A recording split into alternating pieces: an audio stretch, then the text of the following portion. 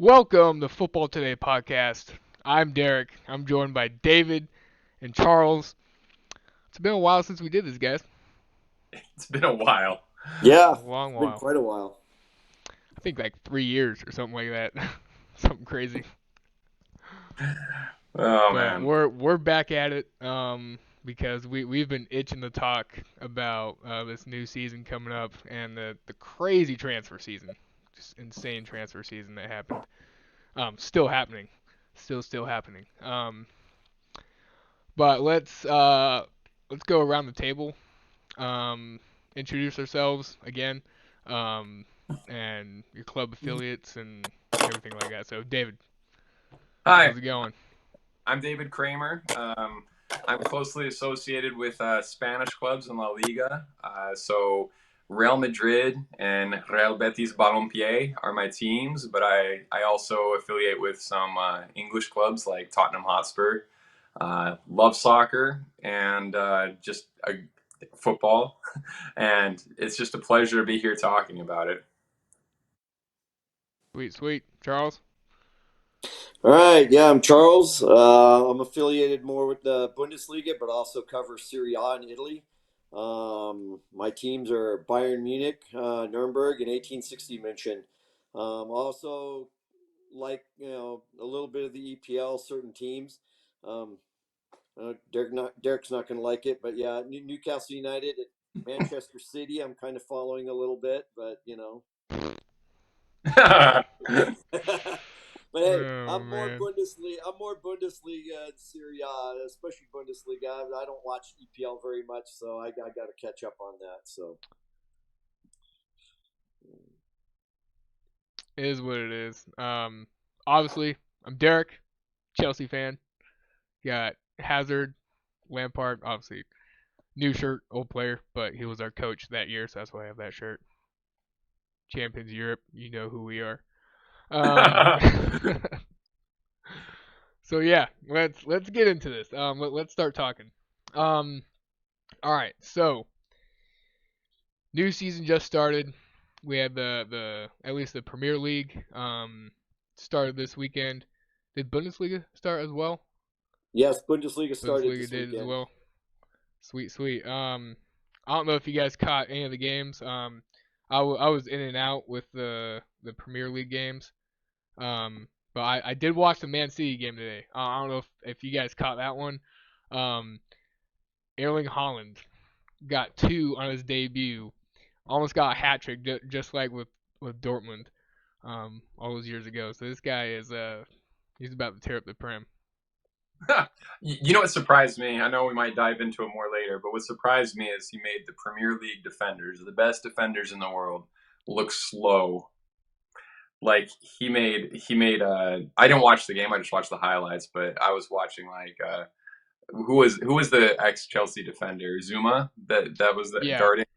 Like some of those guys, he just blew right by them. Don't give him Yeah, space, right? yeah, and yeah. Pep Guardiola said after the game that he's going to push him even harder and try to get him the ball even more. So we'll see how that affects his play and what that does for Man City and all the EPL defenders. Yeah, like oh sorry, hold on. Um technical difficulties here. Okay, good. Um so I will just listening to the commentary after the game. Like we're all expecting just like with Chelsea or with basically any other like big name superstar striker coming from any other league to the Premier League to them, have a break-in period or even just a flop. And in Chelsea's case, always flopping for the past probably like 10 years, but anyway. Yeah, very.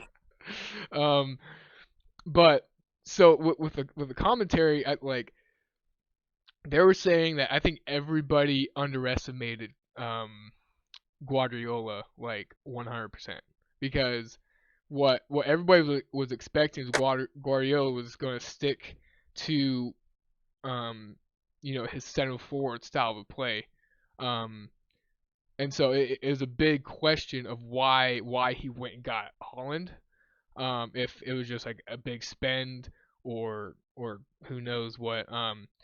but watching the game and like I don't think so. Guardiola didn't like change his tactics or his play. He just added a number 9.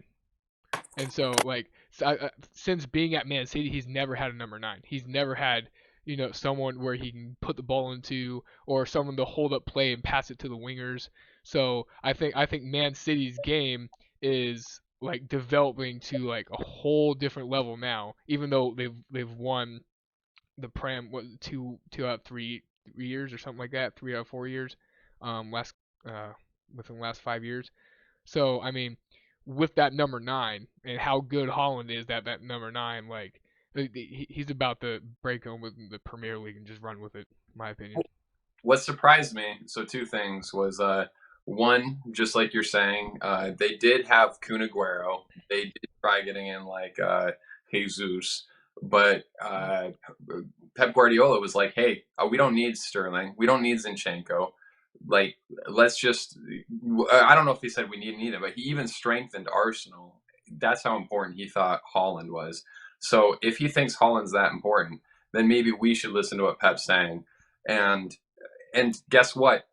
They look so like now, like in the past, like they would always be up in the other opponent's half, and they'd be pressuring them that way.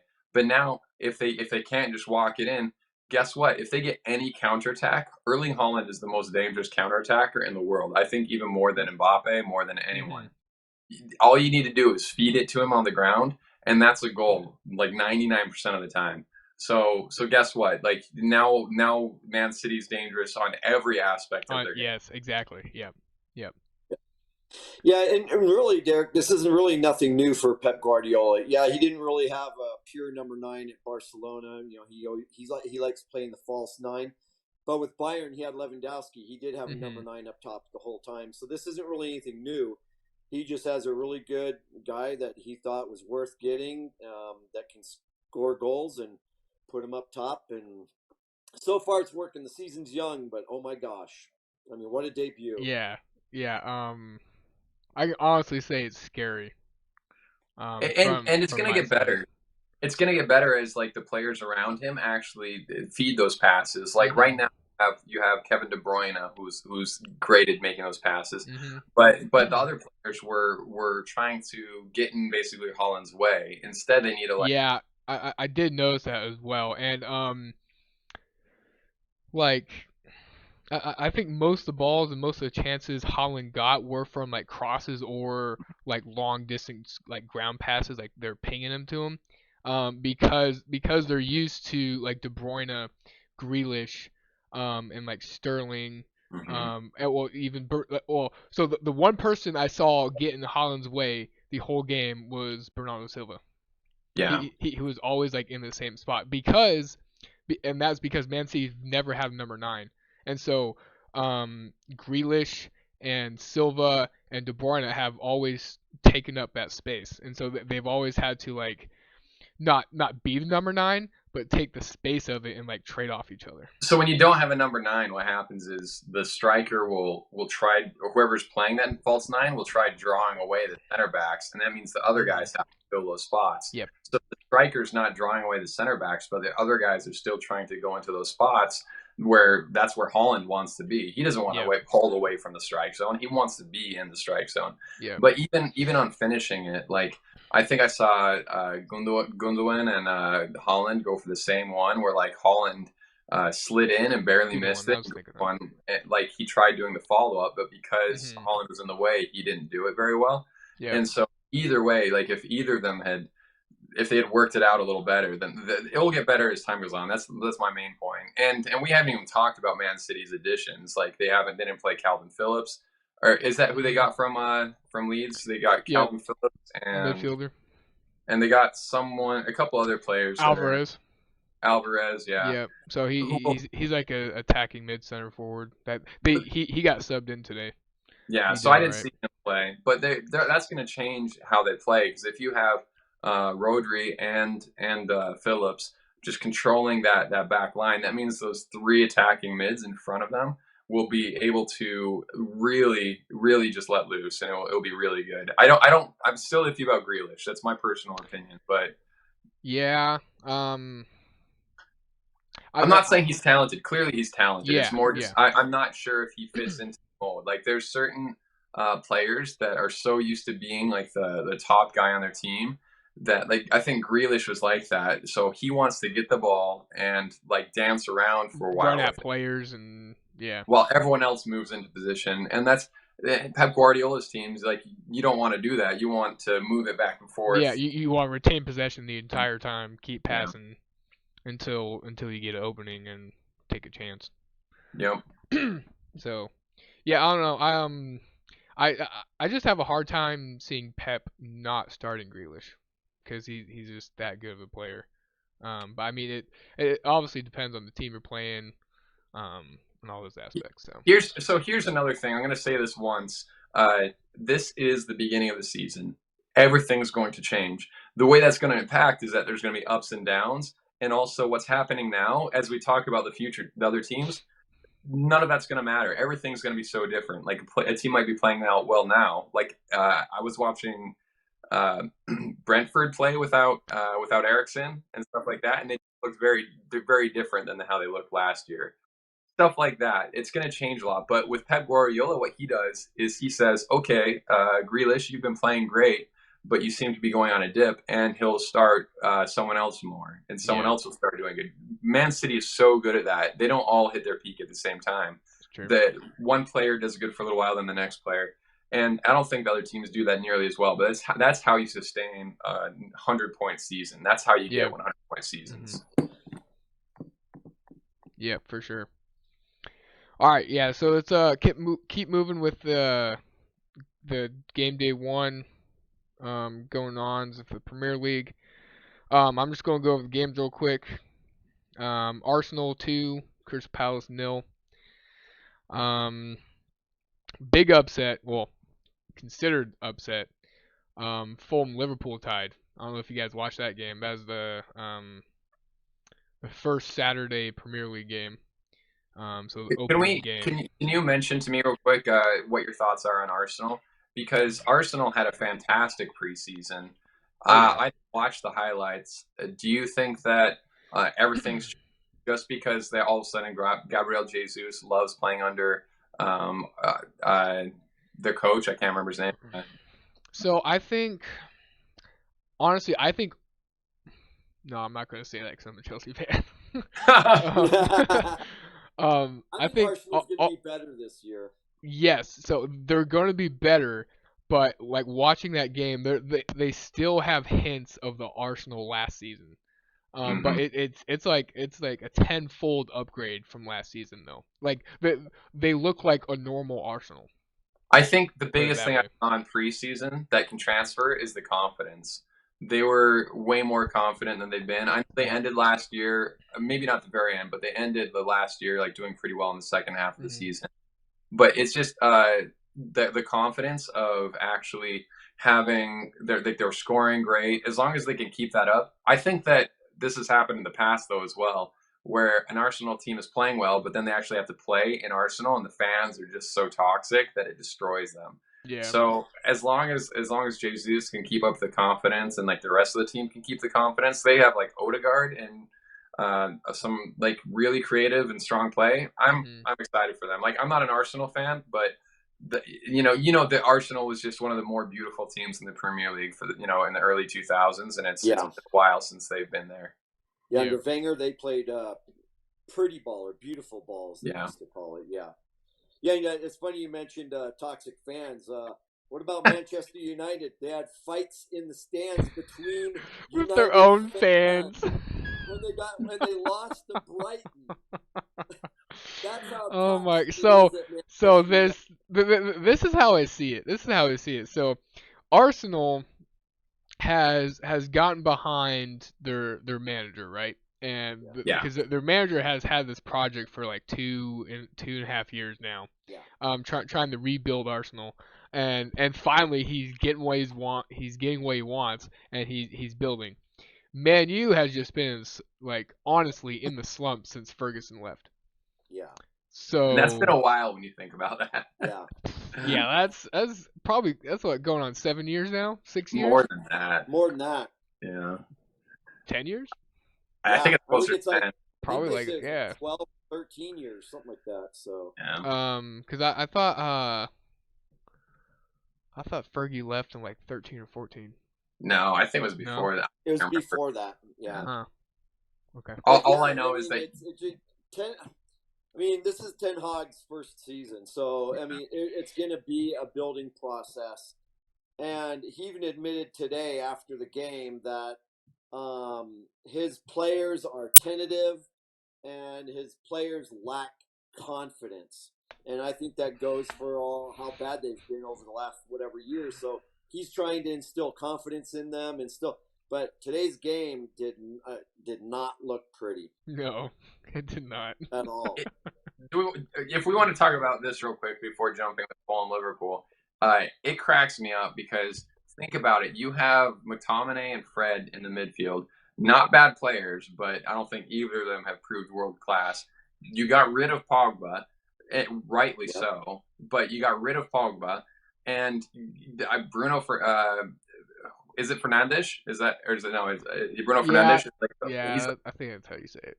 he's like the only class player they have. But like I don't just because I don't like him doesn't mean he's not class. He's class. But Well, he's arguably like their best player.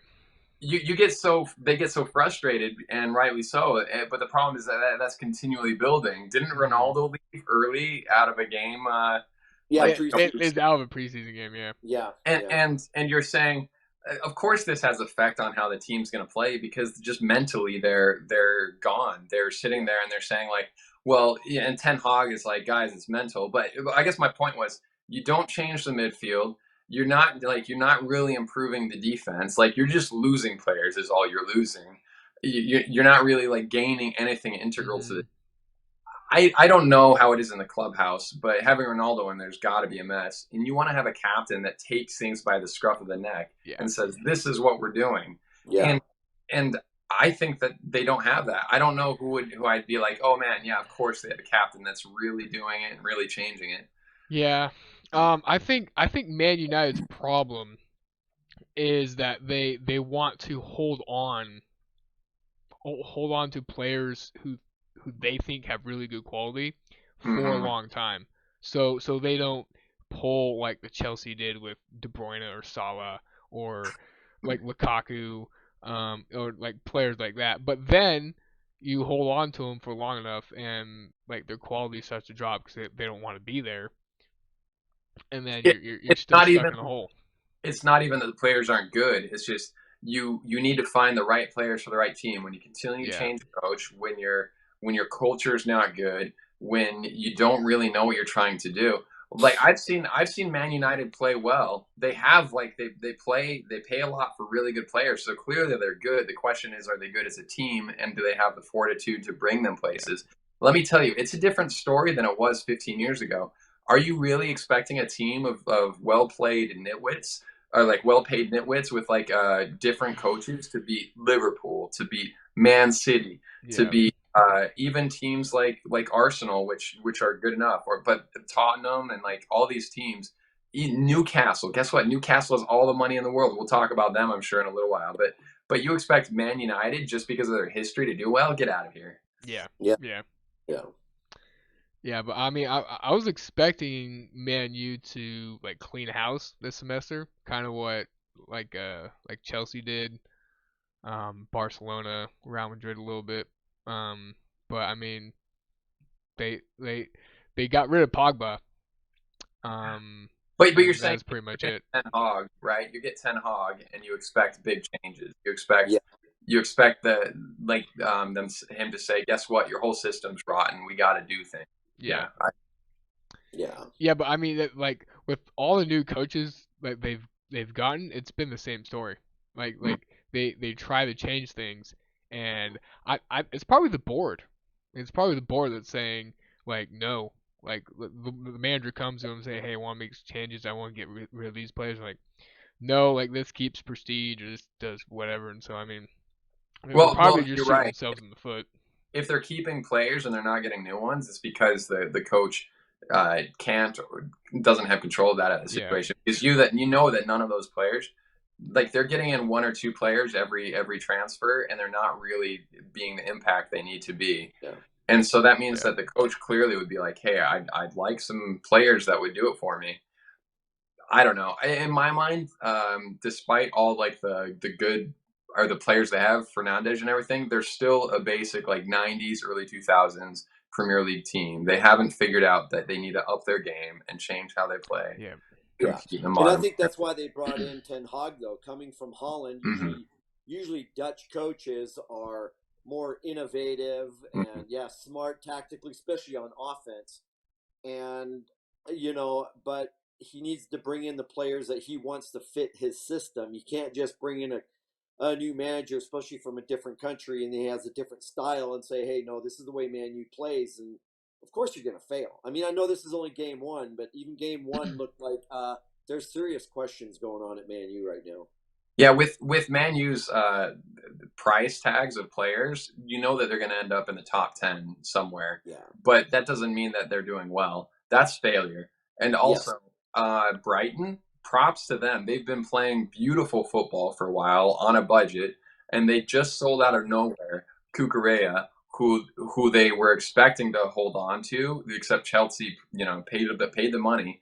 And so they were playing Tassard, I think, as a left wing back, and he's been playing striker for them. He looked fantastic. First 13 seconds, he almost got like a goal on them, and and just the fact that they can continually like change and like lose players and play that well, I love it because they know what they're doing. I'd actually like to put their counterattack up against something we'll talk about in the future, I'm sure, because Tottenham's counterattacks, all the passes were behind them and stuff like that. So Brighton's counterattacks, their passes, they're all proactive, advancing passes, and they just cut United to shreds. They had the extra runners where they were just right in the right places, and United couldn't handle it. I loved it. Yeah.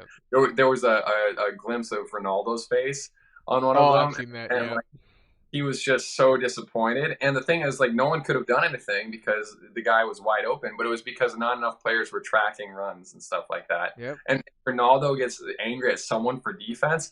You know that you've messed up. He has no defense. Yeah. Yeah. Exactly. Yeah. There's also another picture where oh my gosh, Real Madrid center back for what's his name? Varane. Varane. He was looking at Ronaldo, and the caption was, "You remember where you played at Real Madrid?" Yeah. I felt so Like, bad. oh man. Like, oh, Varane's gonna love it, the EPL, and I'm like, not a Man United. Like, put him at City, and he would have looked Should beautiful. I like at the time Chelsea was going after him too. Should have come to Chelsea. And like, Yeah. Yeah, it's like David said, I know players are human beings, and sometimes they see dollar signs going, oh, wow, EPL and dollar signs.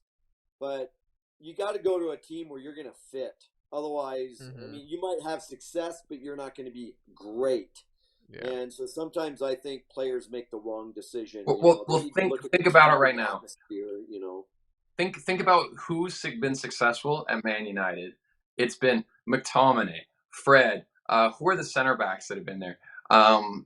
Basically, players that have no culture. They're good enough, but they don't have cultured passing and presence of mind.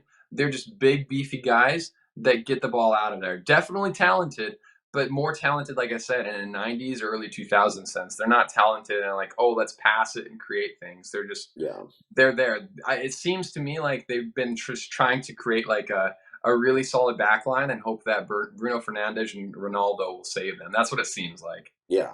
yeah. All right, let's move on past Man United like the rest of the Premier League will. All right. So yeah, 2-2 Fulham, or how I saw a shirt at the game. I think it's like number 11 or something. It was a Fulham shirt and it said Fulham America because they have Tim Ream and Robinson in their defense now. Um, and so that's a Cool little Well, pun. isn't their owner American also, or Hmm. am I Yeah, yeah, Yep. Yep. And Um, Dempsey played for them, and and Dempsey played for them. yep. Yep. yeah, Well, Um, and so did the what goalkeeper. Howard Howard. played for them Yep. Yeah. for a little bit too. Yeah. Yep. But yeah, so Mitrovic. I remember this guy 2 years ago when Fulham signed him, and I was like, oh man, this guy's going to tear up the Premier League. And then they got relegated. I was like, what? Yeah, he's a big And beefy player who mhm. like owned it. Where was he playing before that? He was playing in Oh gosh. was it Belgium or no? No, no, no. It was a top league. Uh, I forget. No, I don't remember where he so was so playing but like before. he was impressive and I liked him and rude and nasty and Hmm. like Like a classic Premier League like number yeah. nine, like Haaland or I'm not gonna say Lukaku, but but like classic Premier League number nine. But Big like beefy. this guy versus watching him up against Van Dyke, like he bullied Van Dyke like completely, and it caught Van Dyke off guard, and he scored on him once. So I mean, and he drew a penalty and And you scored can scored the count same the penalty. number of So times on one hand that Van Dyke has been outclassed. exactly, yeah. So I mean, with these two big, with Holland and Mitrovic, um, well, Mitrovic back in Premier League, and Holland in Premier League, like center backs have something to fear now in the Premier League because it like I know the last well probably the last while it used to be like Premier League is known for their center backs, and then the last couple years it's like okay, Premier League has big center backs but their wing backs are just like insanely fast and put in crosses and get tons of assists. Now it's like you got center backs, wing backs. Oh, and we got these two hot number nines in there now. Yeah. So it's like I don't know. I'm super excited for this Premier League season because it's just going to be a big battle between just center forwards and center backs. Didn't Mitro score like 44 out of 45 games or 44 Yeah, goals, 45 yeah. games? So yeah, in the championship last season, he scored. Yeah, I think he's like 44 goals. So Yeah. like he went off the rails.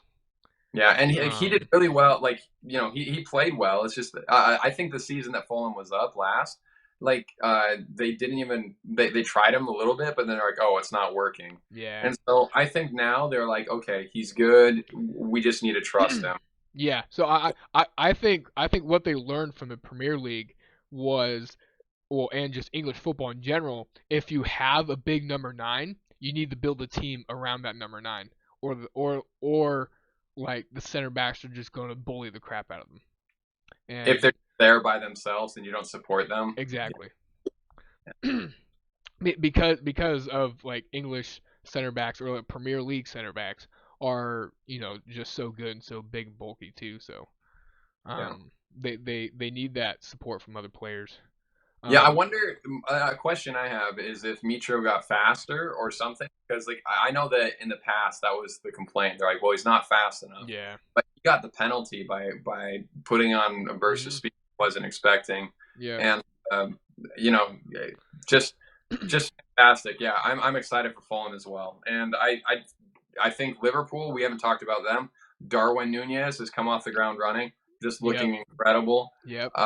I was really He's surprised about another him. big number nine that's in the Prem as well. So Well, they like Liverpool's another team like Man City that they've had like players that hmm can that position, but Darwin Nunez is an actual like he's actually there. yep. And I know that I was talking about him like a year ago, and one of my buddies was like, "Oh, I hope Liverpool gets him," and I was like, Yeah. "Yeah, but he's still in the Portuguese league. You know, who Yeah. knows what he'll do."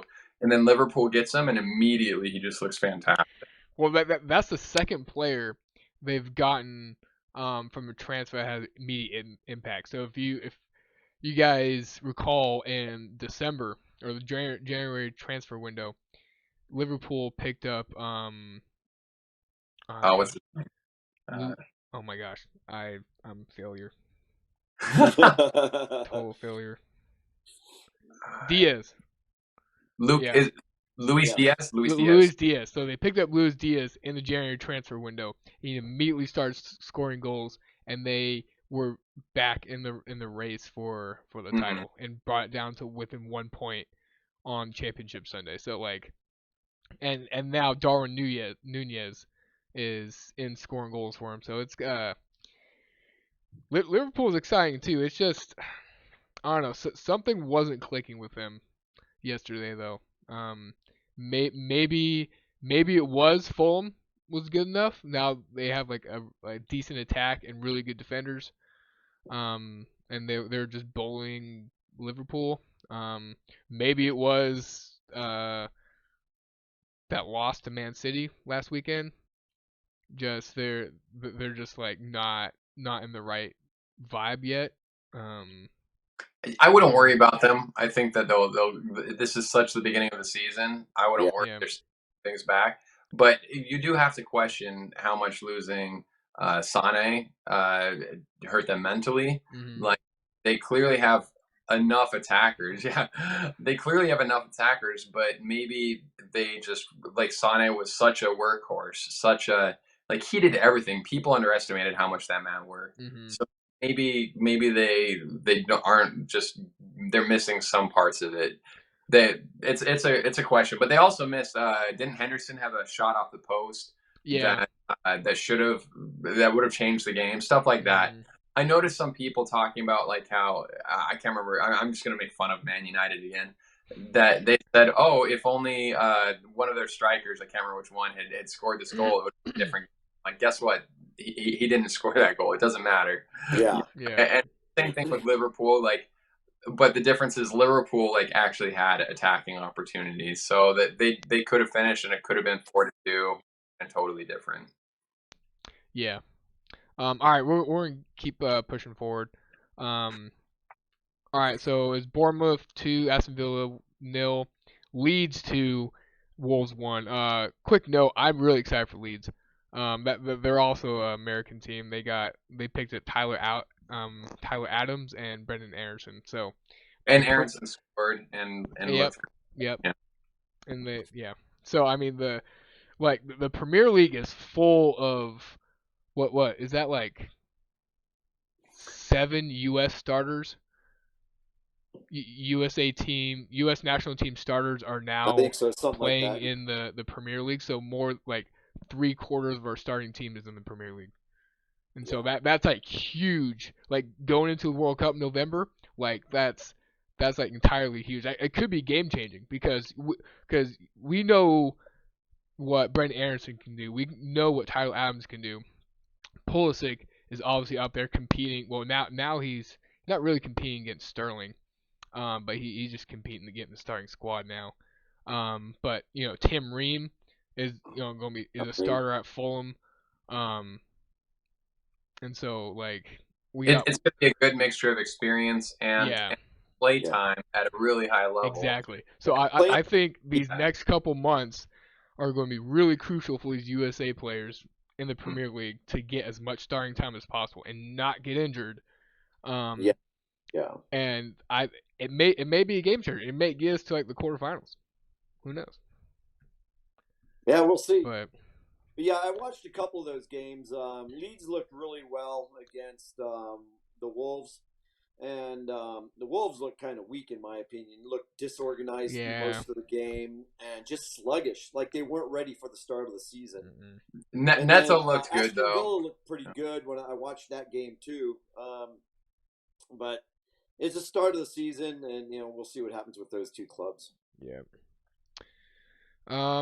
Chelsea won 1-0 over Everton only because of penalty with Jorginho. Um, honestly, honest assessment of Chelsea right now. We're still in building phase. No, I agree. Tuchel last couple weeks has come out and said that we're not ready. He says like we're still trying to develop this team, um, and get it to what Tuchel wants it. And I think that a major problem with why we're not ready is we were able to get the quality players we wanted to because of the scandalous acts of Barcelona. Yeah. So We can talk about that in a section. yeah, we'll get there. But Yeah. that's a really good point. Just the fact that if you're saying, "Hey, we're going to have a new center back," or "We're going to have a new this or that," and then you don't get them, and I'm not saying just a new one. Clearly very specific players. Mm-hmm. You don't get them, then it totally changes your preseason and Yeah, everything. yeah, because like we've had these plans, and was talking to like Kunde, Rafinha, and then for a while, and Koulibaly, we got Koulibaly, but Kunde was like a big part of Tuchel's plan to get him because he's super fast, and he's really good in defense. He We might probably not need be as tall, but he probably wanted um, a Rudiger replacement, someone who would play exactly, that position. exactly, yeah, yeah, exactly. And so Barcelona hijacking that deal, basically how I took the Cucurella deal was just like he was in the background, like he was a backup target for us. And so because we couldn't get Kunde, um, we quickly snatched up Cucurella. So this is their logic, agreeing with what you said. Brighton used to play a back three with Cucurella being the wing, the left back in the back Mm-hmm. three. Then you would also play a wing back, and so that's kind of what made Rudiger so crazy. Was he'd be on the left back, but then like he might attack and he might take a shot. You just never know. But Oh, he would take shots more often than not. yeah, but Cucurella, he only like he crosses it. Like he's a Mm-hmm. very refined player. Like he's not just gonna rip it from like 40 yards. Yeah. He'll make very incisive passes and movements. So they'll have to play differently and they'll have to figure it out. Yep. Yep. But I mean, I have high hopes because last season we had James and Chilwell that were out for I think 8 months, like 6 to 8 months. Well, Chilwell was out I think 9 months out of the season or something like that. It's something crazy, like most of the season. So And when James he's a played, major part. James looked really dangerous whenever he played. So it was Hmm. unfortunate. So yeah. Yeah. And we especially need him to be healthy now because guess who's coming knocking on our door again? Barcelona is about to pick up Marcus Alonso. So ain't that nice? Wow. Must be Yeah. nice. Then you being the Chelsea expert, we're talking about the American players and all that, and all the transfers. With Sterling coming in and stuff, what do you see for Pulisic? Because I have a bad feeling that Pulisic isn't going to get the playing time, and eventually, I think Chelsea's going to. I think he's going to end up falling out of favor with Tuchel, and he's going to end up getting traded or transferred. No, so transfer update today actually. Timo Werner is going to Leipzig. Deal will be complete tomorrow per Yeah, Fabrizio Romano. and that's a loan deal, though, right? No, that's permanent. It changed Oh, from so loan to permanent permanent. now. Okay, Yeah, because they were talking possible loan. no, he's going permanent now to Leipzig. So I mean That that gives that frees up that attacking space for Pulisic. okay. Because our two center forwards is Havertz and Borja. Because Borja played for Southampton last season on loan, and scored quite a few goals with him. But Tuchel wants him as a backup to Havertz because we want to use Havertz as a number 9, as our number 9 this season. And so depending on the formation we play, Yeah. Sterling might drop into like attacking, like a center forward or like attacking mid, and we have like Jorginho and Conte as center mids and just the wing backs. But or Tuchel has said this that we might be doing a top 2 and with Havertz and Sterling up top. Oh wow. And so, Okay. but I mean we also have the option to do wingers as well, and put Pulisic on the left, and then Sterling on the right. Which I know Sterling is a left winger, but he can play on the right as well. It's the same thing with Pulisic because when Pulisic was at Dortmund, Tuchel was playing him on the right. So Yeah, he played mostly on the right at Dortmund. yeah, Yeah. and so last season he flirted with that a couple times, and he started or not started, he put Pulisic in on right a couple times. So You don't think like, I'm not saying now, but maybe like a winter transfer or next summer, that you think Pulisic is safe, or do you think he's still possibly, hey, we're going to trade him it or hon- transfer? honestly honestly the World Cup I think would depend that for Yeah, okay. Pulisic. Yeah, yeah. So Now, Timo Werner, it's interesting. I mean, Leipzig came out of nowhere. They weren't even in the conversation for a while. I mean, all the yeah, reports that I was seeing, that it was pretty much a done deal. He was going to Atletico Madrid, and then all of a sudden, here comes Leipzig, and boom, he's back in the Bundesliga in Germany. What happened there? yeah. Um, honestly I think it's just like good relations. Yeah, And that he was a Leipzig player. yeah, And so he I think he wanted a familiar place to go back to get back into his form. yeah. Well, Um, maybe what, David? I don't know if you just heard us. You're the La Liga expert, but we're talking about Timo Werner going back to Leipzig. But and I was just asking Derek, what happened, because they were serious talks with Atletico Madrid for Werner, and all of a sudden Leipzig came out of nowhere. And now he's going back. What happened to the breakdown, or why did he not go to Atletico? I'm not sure. It seems like Atletico's forward game plan has been iffy because people are even talking about Cristiano Ronaldo going there, and Yeah. it doesn't make any sense. The one thing I can say, and we'll talk about this when we get to La Liga, is that Atletico's front line has been working way better than people expected. Oh, Alvaro okay. Morata, for example, has been on fire. So that means that their striker capabilities may not be in as dire of need as they thought. Because Alvaro Morata and Timo Werner kind of play a similar game where they both are always playing on the edge on the back line drift out wide, yeah. Yeah. and drifting out wide. Yeah, Alvaro Morata actually back when he was with Real Madrid a while ago, he played left wing for a while just because he wasn't gonna push out Benzema or Higuain. Yeah. So in those days, so yeah, my big thing is that basically maybe they're like, well, does he really fit? And are we going to be able to get rid of Alvaro Morata, or do we need another Alvaro Morata? So I Yeah. don't know exactly the details, but that's my Yeah. logic. And well, like I said, when we get to the Bundesliga, I'll talk more about Werner. But yeah, Mhm. okay. All right. Yeah, let's keep moving. Let's switch to Bundesliga. Um, Char- Charles, how do you know how Bundesliga went this weekend? I wasn't keeping up because I was so excited for Premier League. Yeah, I was really, really excited for a Bundesliga season this year with all the new change. And I'm a Bayern Munich fan. I mean, since I was 5 years old, they were my club. And I tell you what, the first coming out of the chute, the Bundesliga was flat for me.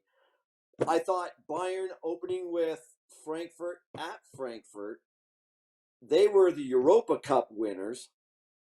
And I thought this is going to be fantastic. And Bayern put 6 points on them.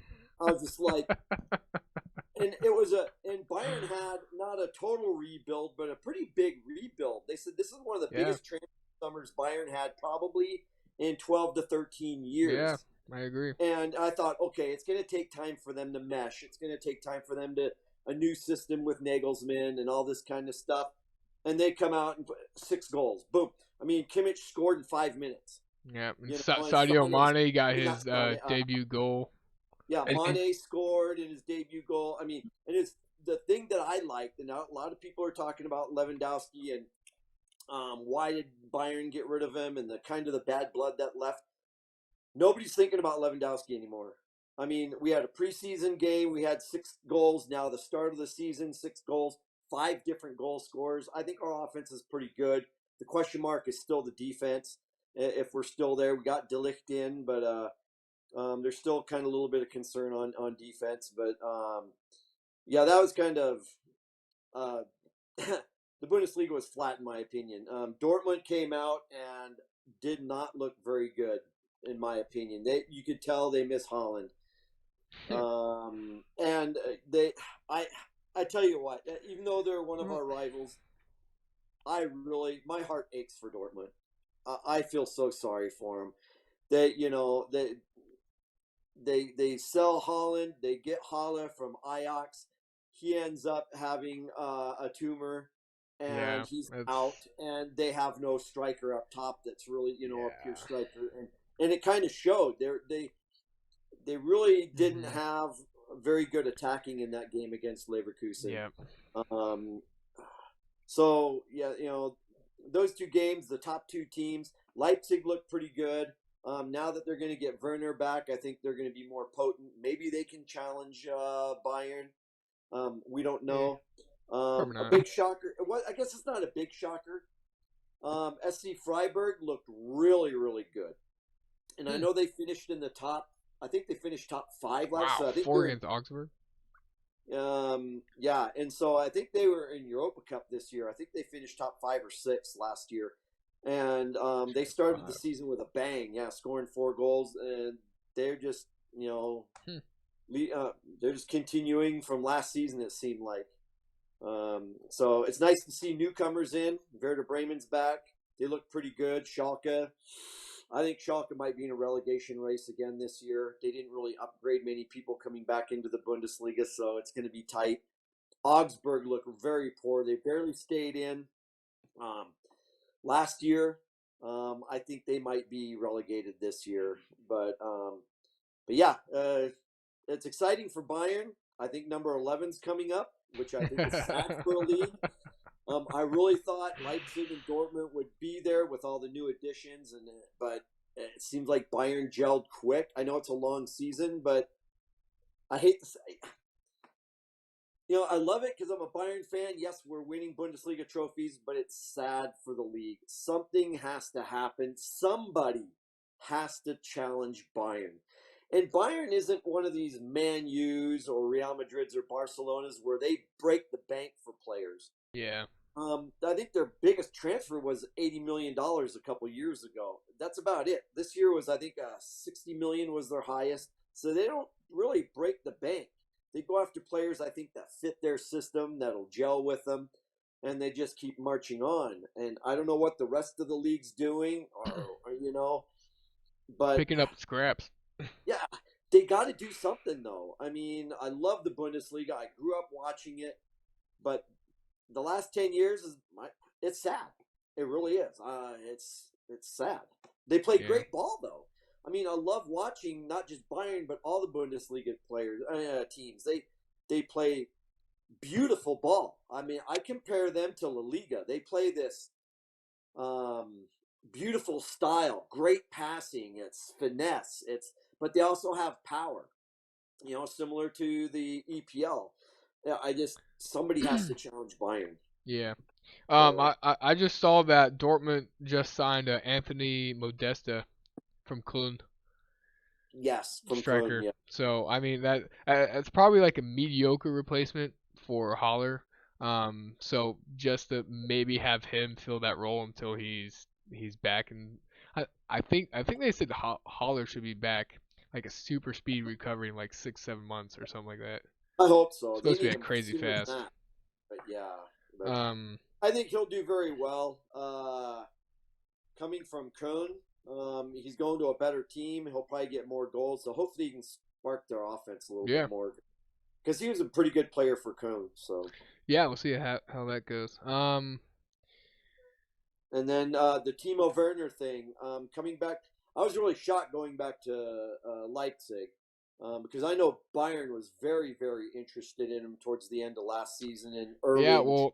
well, they got Sadio Mane, so I think they picked a Yeah, and maybe that's better what. one. Well, I know they got Mane, but I mean everybody was talking about Werner hooking back up with Nagelsmann because he was the Mm, coach at Leipzig when he was there to elevate his play. He was the one that was able to elevate him to kind of the superstar status he's in now, yeah, or I should say was. I think he kind of, my opinion, kind of declined a little bit at Chelsea, and maybe it's the English game that he wasn't used probably. to. He's a big German, so he's used to playing that type of ball. And I think going back to Leipzig's going to help him out, especially for the German national team. Yeah, yeah. That's probably like one reason why he probably went back to Leipzig. Just like almost everybody who made a transfer this transfer season was to get ready for the World Cup. Yes, yeah, So that could be true. Yeah, Well, so imagine that like Werner, like despite like his reputation got hurt in Chelsea for sure. He mhm. wasn't yes, he like when you put like someone that doesn't play as a striker normally as a number 9 over you, like it's going to be hard to say you are the striker for Germany, you know. Yeah.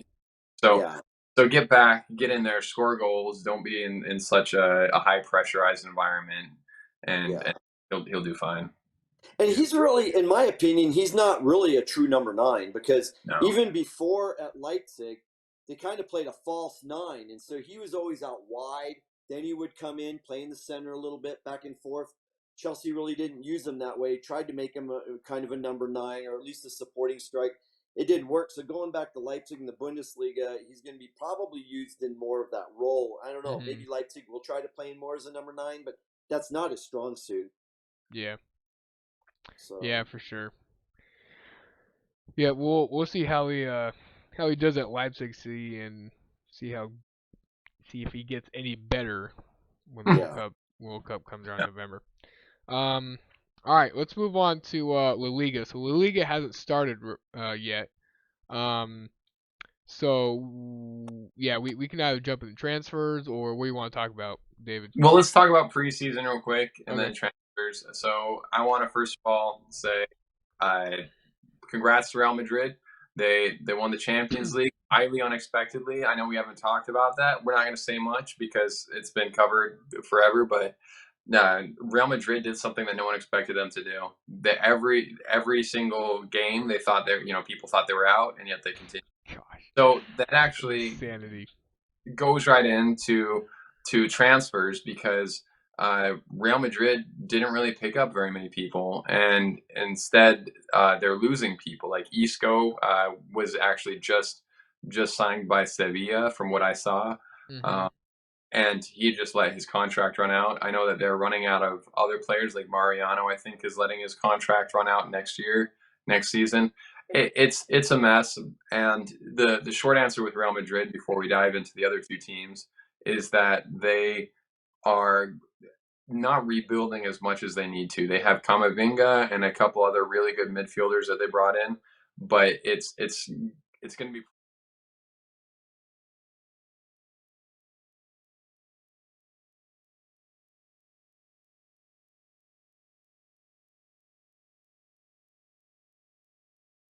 same thing for Danny Carvajal, and I think that they're getting replacements slowly. Because Mhm.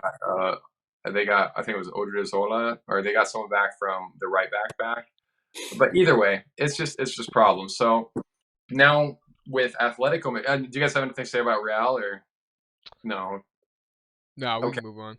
So Atletico, the same thing that I was talking about with Charles earlier is the fact that Uh, they have actually one of the best preseasons I've ever seen them do. I want to mention this though. This is only preseason. Atletico will not play like this in the big games. They will not beat Juventus 4-0 in the Champions League. They will Yeah. not. All these preseason games, they're going to play very differently later. Mhm. And what's impressive is how good they've looked. They're Alvaro Morata has been on fire. They're actually playing him like he wants to be played. And I saw them play in two different formations. They played like a 3-4-2-1, kind of like what Chelsea has played in the past Mhm.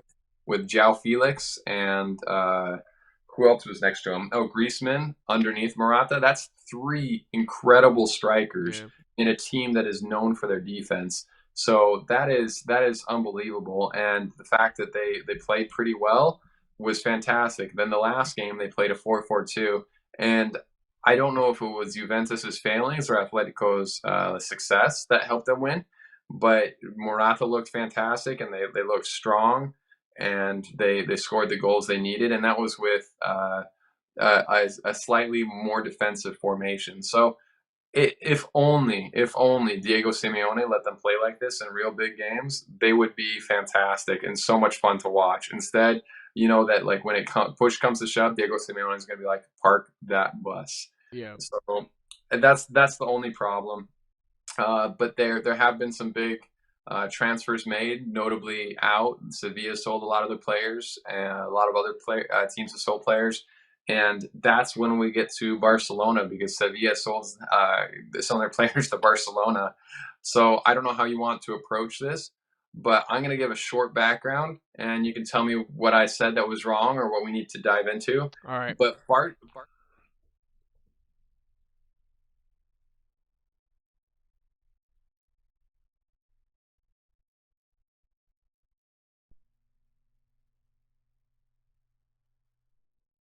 the future anyway. And guess what? We don't really have a good striker. We don't have everyone that we need to be successful. What should we do? Like our center backs are getting old. Everyone's getting old. And so they mortgage their future. They say, hey, our TV rights for the next how many years was it? 25 years. 25 years. 10% for 25 years. We're going to sell at 10% of it for $200 million right now. And it's worth at least, like, if not disregarding inflation, it's worth 100 million or a billion or something like that over the 25 years. So clearly, money now is better than money, maybe money in the future. And then they did the same thing with the Barcelona store, and with that, they got all these players, so many players, way more players than you would expect. If all you need to do is to like make sure that your back line.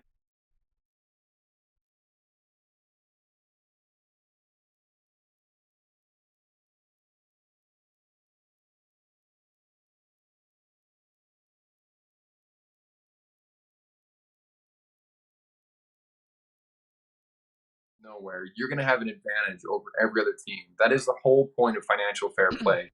Yeah. That you can't just buy players way more than any other team because of some rich owner or going into debt. If you do that, then that's not financially good for yourself for the future, and that's the whole point of financial fair play. It's unfair and it's not good for you in the future. Well, guess what? That's what Barcelona just did.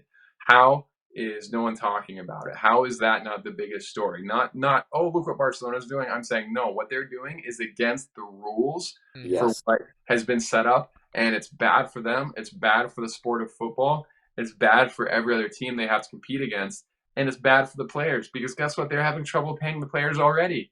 So you're telling me that even if all this works out, that they'll somehow be able to pay them? No, they're still $800 million in debt. I know they might be able to like refinance some of that, but guess what? It's unbelievable. That's not a solvent solution. That's not good for Barcelona, for the players, for the league.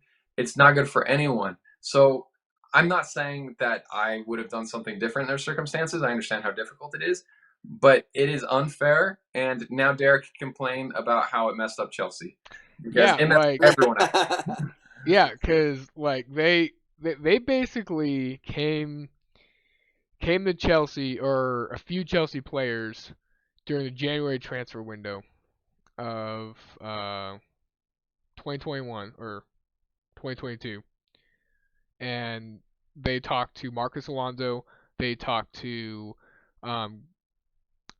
Christensen, and they talked to Azpilicueta, and they signed verbal, or like they signed personal terms with Barcelona during the January transfer window, to come over during the summer.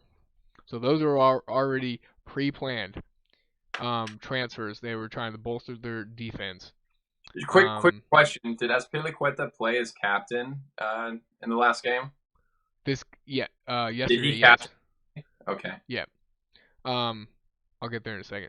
So one of the first transfers Barcelona made was for Christensen. So they made it a priority to get a decently good young center back that wasn't starting at a top team.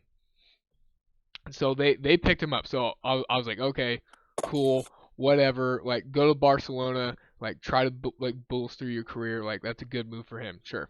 And then Barcelona came out, and we were looking at Chelsea. We're looking at Rafinha.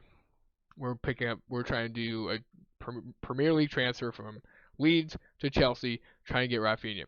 Supposedly, Rafinha already agreed to personal terms again in the January transfer window with Barcelona.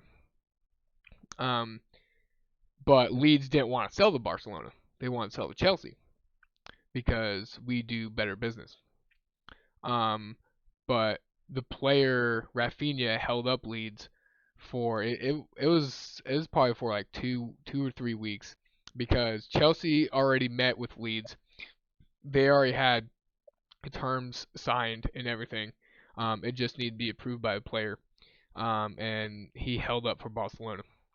And then Barcelona will go and get Lewandowski. They go and get Kessié, who's another big midfielder from AC Milan.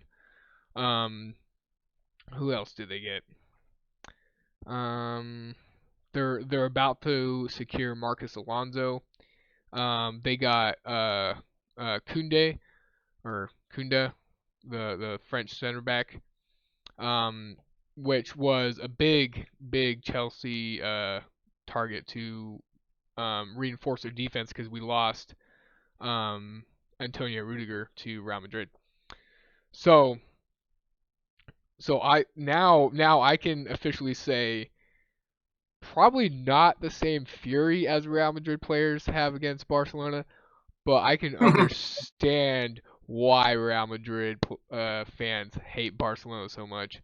Um, because like to me like they came out and totally like stripped apart my club, used our scouting projects as their scouting projects, and hijacked the three of our transfers. Um, just because they sold 25 years of their TV rights or whatever. So it's just like I've been calling for Chelsea to sue them, for Leeds to sue them. I've been calling for Frankie De Jong to sue Barcelona because technically right now Frankie De Jong has not signed a new contract with Barcelona, and if he stays at Barcelona without signing a contract and without moving clubs, um, that's the reason why La Liga has banned all the new transfers from being registered because Frankie De Jong has is like the not the tip of the iceberg. He's like the key factor, the key wage bill they need to get down to get under that mark to be able to talk to La Liga to register the players. And so that's been going on, since the beginning of the transfer season. They've been talking to all these players. They convinced I don't know who they convinced. I'm pretty sure it was Pepe. Um is Pepe and I think Aubameyang. There's like 3 or 4 players who they've just signed like a year or a year and a half ago to already take wage cuts. And they need Frankie De Jong to take another wage cut um, to be able to play these superstar players they just paid like 150 million, 200 million for. So And it's not even the complicated part is that it's not even just like it's to get them under this supposed like game plan, but yeah, that doesn't mean that they'll successfully be able yeah, to continue to pay their wages. It doesn't mean that anything will work out. And then that's not even taking into account next year. Are you hmm telling me that like this game plan of Xavi, who's a pretty new coach, like they've been playing well, but it's Barcelona, they have incredible talent. But you're saying that it's going to pay off and that they're going to be in the Champions League winning it year after year? I don't think so. Guess what? PSG hasn't won the Champions League. yeah, Like is it going to pay off financially? How? You don't have a name like Messi. No matter how many good players you have, Rafinha is an incredible player, but he's not Messi. no, He's not bringing in those lost Messi wages, or not well, the income like from shirt sales and everything else. exactly, yeah, It's unbelievable. So I believe it's bordering on criminal. I think that the fact that FIFA hasn't done anything about it is unbelievable. And so I don't have any accusations. I just think that people need to open up their eyes and call it for what it is. Don't say, "Oh, look at them mortgaging their future." No, they're actually playing different rules of the game. They're yeah, actually doing things that are unfair to other teams, and this needs to stop. This needs to end. And I don't know how you can fix it because, like I said, is Chelsea going to get Rafinha somehow out of nowhere? No, like it's hard. You can't yeah, undo these yeah. things, but You can't undo transfers. And Um, I bet that's what Barcelona's betting. If we just do it, what's going to happen? You Yeah. know? Do yeah. you think this has to do with the Super League that they want to start? That they're challenging UEFA and Could FIFA, be. saying, "What are you going to do to What are you us? gonna do? Yeah. We're Yeah, gonna start our own Super League, and we don't care what La Liga says. You know, Super League has nothing to do with UEFA. and it'll give You them more know, financial incentive to push it, basically, because if they're financially yeah, in trouble, then they're going to have to. yeah, I don't know. This is a mess. Players shouldn't be in this situation. yeah, because they can't even play. They So can't be so registered by La Liga. so So it's not even that. Like it's not even like they can't play. Barcelona is holding them hostage at their own club because they're signing these contracts, and every single new contract they made this transfer window and last transfer window have $1 billion transfer fee attached to them. Release clause. Release clause. Yeah, excuse me. release clause. Yeah, So these players have to see their 3, 4, 5 year contracts out until the end because no club in their right mind will ever pay $1 billion release clause. Like the yeah, most will ever paid was what Neymar, and that was like 200 million from Yeah. Barcelona. So yeah. like never.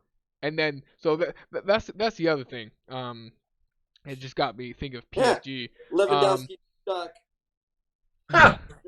so the other thing I was thinking is they went out and bought all these players, and then there's a press conference with Laporte or Laporta, Barcelona president, and reporter asked him, he's like, "Is Messi going to come back anytime soon?" And he's like, "Oh, I would love to have Messi back." And I'm just like, "Well, why is he back then? You just spent like 200, like 150, 200, 200 million, 250 million euros on like 5 different players to build your project after you sold, your future rights to, whatever. This And isn't a and then project. and then you didn't bring Messi back. Like, This has to pay off now. You don't get Lewandowski and say, "Oh, exactly. this is for the future." That's not a Exactly. future payment. Lewandowski is now, and same thing with a Yeah, bunch he's of other players. 33 years old. Yeah, they have tons of young players, but and incredibly talented, but it's not going to be like the who's the young one? Gavi. Gavi's Mhm. fantastic. Like they have fantastic players like that, Pedri, Gavi, but they're not going to be able to carry the team. They're not going to win a Champions League right away. I don't know. My biggest problem is say that they do win the Champions League. That just gives more teams incentives to do what they're doing. This what Mhm. they're doing very wrong. Like, of course, any team, if you ask a team, hey, could you have 400 or like 200, 300 million right now that doesn't impact you at all? You just get it out of nowhere. What is any team going to say? They're like, oh, yes, of course. And then we can like buy all these incredible players. Like Newcastle, I'm sure Newcastle would rather have Lewandowski, Kessié, and Koundé instead of like their line. So, but Newcastle with like the richest team in the world can't get them. How is Barcelona getting them? Yeah, Yeah. yeah, Yeah. So I mean, just hearing these interviews from at least like Rafinha and Kunde, um, they at least what they've told the press is that Xavi had a big impact of them going to Barcelona. So I don't know what Xavi has been selling them. Maybe Xavi has bought into like the Barcelona fake dream and is just trying to sell it to whoever possible to build this team to be able because like you're saying, David, like for them to get out of debt and become the team they were like in 2010, they have to start winning everything. They have to win the Copa del Rey. They have to win La Liga. They have to win Champions League. They literally have to like sweep everything, get all the prize money, like and that will enable more TV rights and more TV money because they're in like all the big games, and so they literally have to start winning everything now to get out of debt now. And by selling, your TV rights for the future, your store rights for the future, all this crazy stuff, it's just like 100% gambling with the club. And Yeah, there needs to be a FIFA, not even UEFA investigation. There needs to be a FIFA investigation. Best, yeah. Like the Spanish government needs to investigate Barcelona. Like this needs to go all the way to the top. Yeah. One more thing. Oh geez, I lost it. Never mind. Basically I was gonna make a joke and I lost it. The joke was, if here is under tax investigation in Spain, then get Barcelona under investigation as well. Exactly. So I don't know. I think that there's so much wrong with it. I remember what I was gonna say though. I very much dislike the fact that they were describing all these financial manipulations as levers, as like, oh, we're gonna activate the first lever, we're gonna activate the second lever. No, you guys are throwing away your future in gambling and saying we're too big to fail. Try it. Try making us fail. And because of that, they're forcing other people's hands basically by cheating. That's unbelievable. So don't call them levers. Say what it is. Say, hey, we're selling our future and we're doing what other teams have been told they can't do. We're too big. We're too good. We don't care. We don't play by the same rules. No, I agree, and I'm wondering, La Liga took I think a good step in not certifying those players to play, but they didn't take the step that they would have with a mid-level team or a bottom team, which is relegation. I've seen leagues relegate teams because of financial instability. $800 million in debt, they should be relegated. But they're not going to touch Barcelona because they bring in money to La Liga. So they'll just, okay, we're not going to certify your players. They can't play, but we're not going to really touch your club. Yeah. I'm interested to see what La Liga, or like you said, maybe FIFA or UEFA is going to do in the future. But right now, I don't think that's a good enough step for somebody. It's definitely a standoff. It's a standoff where Barcelona is saying try something, and La Liga is like, well, we don't want to besmirch your name. We don't want to do something that will hurt ourselves because we're hurting you. Yes. So instead, what we're going to do is we're going to say, you guys need to get your act cleaned up, but we'll try doing it as nicely as possible. Yes. So it's not a big enough step, and it's not an actual solution to the problem, because if this is allowed, every single other team that can leverage their future is going to. And it will further throw the whole soccer world into economic disarray. Oh, yeah, for sure. Yeah, see teams go, and the top teams might be okay because they'll probably get big owners, whatever.